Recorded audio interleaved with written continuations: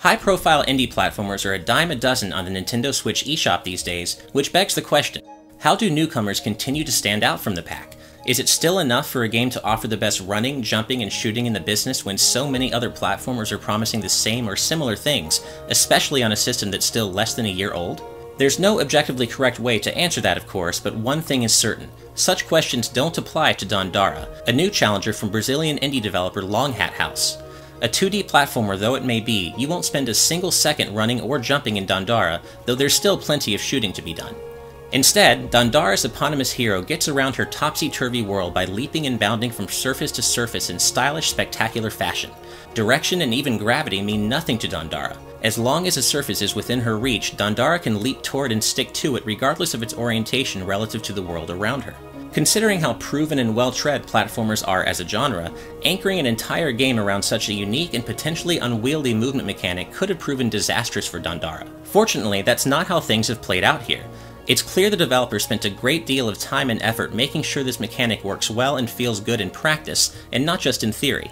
While you always have full 360-degree control over the precise direction of your next leap, represented by the white line during gameplay, the game uses a separate green line to indicate where you will actually go should you try to leap while aiming the white line at a surface out of Dandara's reach. This is absolutely crucial in two ways. First, it greatly simplifies the act of casually traversing the game world, and ensures that the unique leaping mechanic never gets in the way of simply making it from one place to another.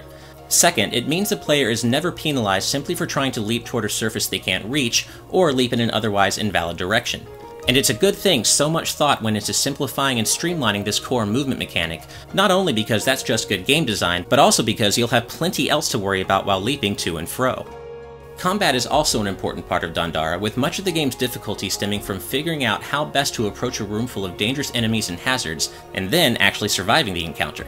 Suffice to say, throwing strategy out the window and going in with all guns blazing is usually the best way to guarantee yourself a quick trip to the game over screen.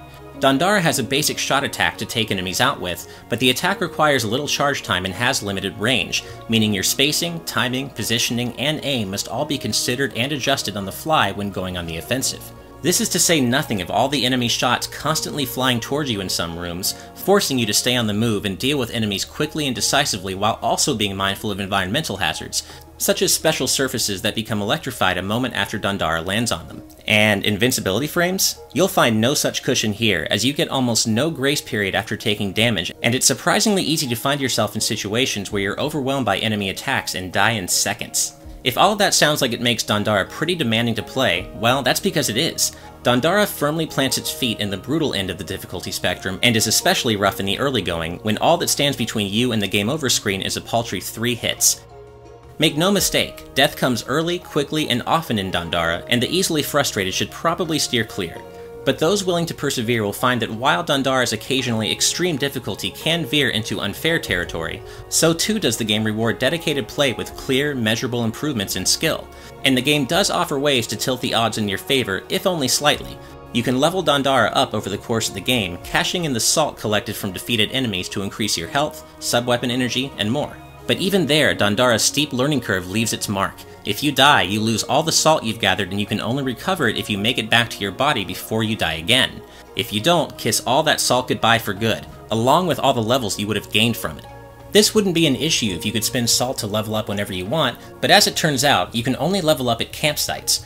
Campsites basically serve as checkpoints for you to get kicked back to when you die, but considering how rare they are, expect to constantly find yourself in dangerous situations where you've amassed a ton of salt during your travels, and are desperately searching for a campsite to spend it at before you kick the bucket. Normally, this kind of tension would feel welcome in a Metroid-style game, but considering Dandara's already high degree of difficulty, it can start to feel like a bit much after a while. Still, difficulty-related frustrations aside, Dandara's moment-to-moment gameplay is consistently thrilling and the leaping mechanic never loses its luster, feeling just as cool and fresh at the end of the game's 8 to 10 hour journey as it does at the onset. It also helps that Dandara's bizarre world is a blast to explore, with its unorthodox settings and constantly shifting orientation.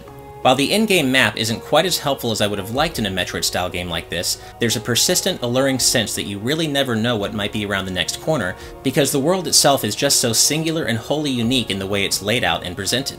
Storytelling is not a central focus in Dandara, being limited to a couple of short cutscenes and a handful of brief character interactions. Still, the game's unusual otherworldly setting and eclectic characters play huge roles in conveying the game's narrative as what seems to be an allegory for events that transpired during Brazil's colonial period. Dandara herself is based on a real-life Afro-Brazilian warrior who fought to protect escaped slaves, making the digital Dandara's more generalized quest to free an enslaved world from oppression easy to get behind. Visually, Dandara benefits from sharp, expressive pixel art punctuated by painstakingly detailed backgrounds and memorable character designs. The animation is particularly excellent, with the dust clouds kicked up as Dandara leaps around the world remaining a highlight throughout. The imposing, screen-filling bosses are another high point and serve as their own rewards for pushing onward through Dandara's difficult world. Meanwhile, the atmospheric, decidedly ambient soundtrack hits right on the mark and helps draw you into the strange, unfamiliar worlds on display. It's not all ambience, and the soundtrack does kick in with some powerful melodies in certain key areas and during important sequences such as boss fights, but Dandara's soundtrack mostly operates in the background and isn't necessarily all that memorable on its own. Despite a steep difficulty curve that occasionally feels downright unfair and some minor pacing issues later in the game, there's a whole lot to recommend Dandara, and I certainly liked it. Leaping from surface to surface never stops feeling fresh and fun throughout, and it serves well in its role as Dandara's central gameplay hook. At the same time, the world feels fresh and rewarding to explore, and it's all framed by the compelling backdrop of a relatable narrative and memorable characters uniquely informed by Brazilian history and culture. As always, thank you so much for watching, and if you enjoyed this video, please hit that like button, subscribe to our channel, and follow us on social media. You can find all the links you need in the video description below. Otherwise, keep it on GameXplain for more on Dandara, the Nintendo Switch, and all things gaming.